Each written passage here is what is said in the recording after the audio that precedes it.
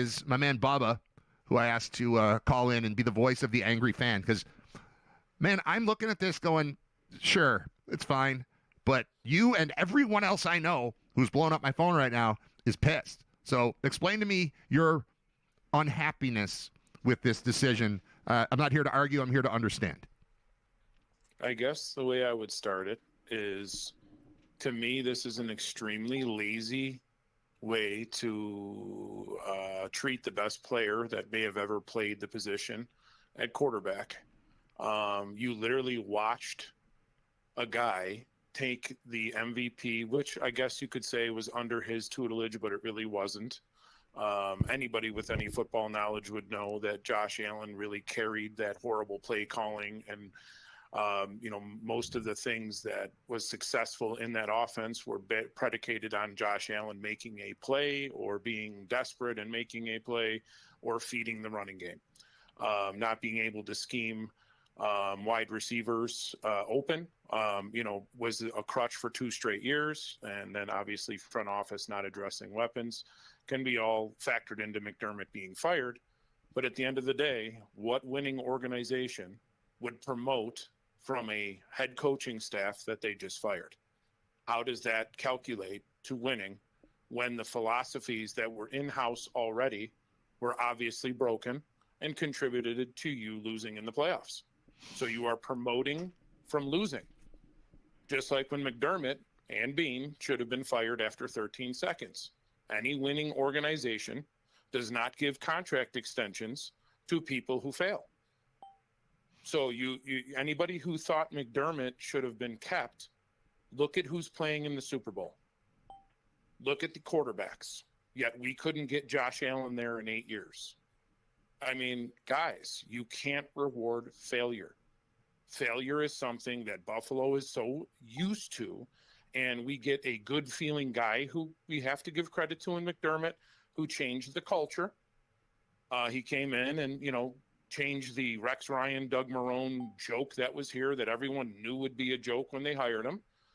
He came in and righted the ship, but let's face it, all of the success of Sean McDermott, Brandon Beane, Joe Brady, Brian Daboll, Ken Dorsey, all of it is Josh Allen. Brandon Beane is relevant because of Josh Allen. He made one good move in the draft, moving up for Josh Allen and taking him. And I guess that got him president.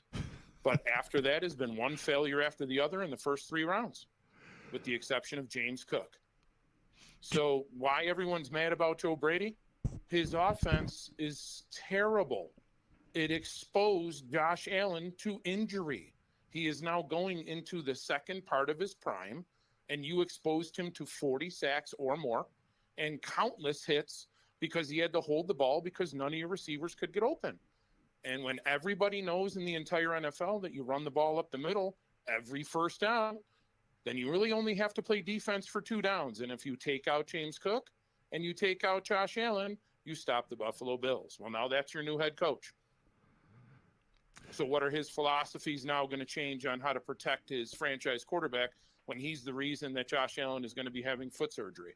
He's the reason Josh Allen had a broken hand last year. Like, these are just common sense things. You're promoting from a losing team. Enough said right there. Are you making an assumption, though, that everyone there is responsible? Like, do you blow out the entire staff and start over when you've made the playoffs 8 or whatever it is, 7 consecutive years, and you've won 5 division titles, and you were pretty close this year to winning it again, and you made the playoffs again, and you've won it, into the second round of the playoffs each of the last 6 years? Like, all that stuff is not abject failure. It's not quite getting over the top, and that to me doesn't mean everyone's got to go. You've got very specific things that you're attributing to Joe Brady. I mean, you're pointing, and I love it. You're pointing at, you're going to blame a hand injury on the guy who was the offensive coordinator and then say that means he can't be a head coach. I think it's 2 different jobs. I think that's part of what you're hearing with Daboll too. Like, I wouldn't feel super comfortable with Daboll stepping in as a head coach, but I would feel comfortable with him as the offensive coordinator. And maybe they say, hey, Brady's more of an organized kind of CEO type. The Daboll situation, you're dealing with an ego. He doesn't want to be a offensive coordinator. He wants to be a head coach. And I'll backtrack on the Brady thing. The reason I pointed out the hand injury is because when you have such a basic offense that all you can do on 3rd and 1 is do a tush push every single time and have absolutely no creativity, you are And always exposing your left. quarterback, right? And you're exposing your quarterback to needless hits in games that may or may not matter. So eventually, once you could be 6'8", 400 pounds at quarterback, but if you get hit with a helmet on your hand 55 times a season, once it's going to break. Sure. Eventually. And you're exposing him to those hits because you have absolutely no creativity. When you're running this offense, you watch all of this motion and misdirection to throw a 2-yard pass. When the linebackers are now built like safeties and safeties are now unworldly athletes, you're not going to score that way unless your quarterback is willing you down the field. And that means holding the ball, waiting for guys to get open, holding the ball, waiting for some concept to throw a 2-yard screen while taking a clean shot from a defensive tackle. That's all schematic, Brad. That's all coming from Joe Brady. He looked at that offense, looked at the best quarterback in the NFL and said, you know what? We should run the ball two to three times every series and throw a 2-yard pass with a guy that can throw the ball 80 yards. We should never give him a receiver who runs a 4-3. We should never give him receivers who know how to get open downfield. We should give him 2 tight ends. This is called the 1985 Bears offense. 2 tight end, power football, expose into the flats. Simple defense. All you have to do is spy Allen and literally keep your safeties deep and bring everybody up anytime they throw in the flats. That's what you watched us get stuffed on over and over until Josh Allen willed us down the field and made plays that no one else can make. That's the success of the offense. Daboll was successful because he used Josh Allen's talents and told him, go out there and play Josh Allen football under control. Look at what happened, 5,000 yards receiving, MVP candidate every single year. We moved the ball on every single team. But what failed us? McDermott and his defense. Every single playoff run, we put up 30 points and still lost. Yep. That's defense. That's not on the offense. So McDermott can fuck off. Brady can fuck off.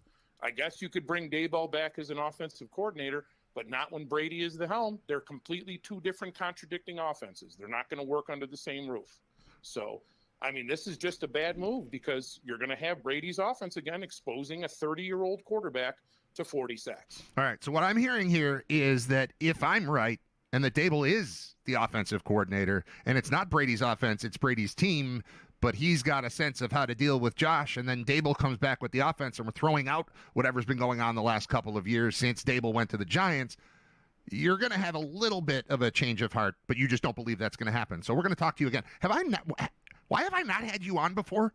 I mean, we have these conversations. I'm too busy coaching your kid in baseball. I know, but I need you for the football stuff. You're anytime, a new. Man. Yeah, we're doing this again. All right, I gotta go. I was gonna wrap up the show early, and then the Bills hired a coach, and I was like, well, let's talk to Bubba. Thing. All right, thanks, man. Yeah, I'll be Bubba the Angry. All right, angry Bubba. All right, take care, guys. Thanks, dude. Bubba. We'll just go with Bubba. I've known him as Bubba. He's Brian, but I've known him as Bubba forever. Everybody else calls him Coach Brian. I just call him Bubba.